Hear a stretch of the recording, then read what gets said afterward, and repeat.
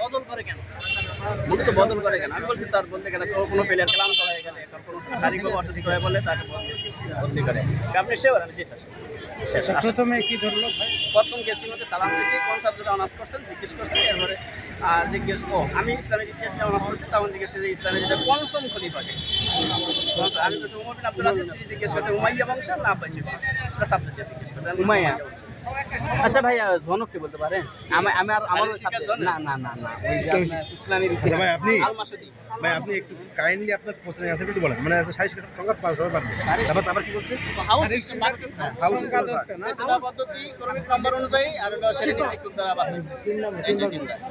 আর হ্যান্ডবলের দৈর্ঘ্য বস্তু জিজ্ঞেস করছে, হ্যান্ডবল তো 40/20 আর ভলিবল হলো 18/9 এই জিজ্ঞেস করছে। আর বদলি খেলার কয়জন? 5। মোট দল করে 12 জনের 7 জন বদলি খেলা হ্যান্ডবলে বদলি খেলা নাকি? আর হ্যান্ডবলই জিজ্ঞেস করছে 12 জন দল না, 7 জন খেলে 5 জন বদলি খেলোয়াড়। এই তো কিন্তু শারীরিক শিক্ষা পূর্ণ সংখ্যাটা আমি পাই না, আমার মতো করে দিয়েছি।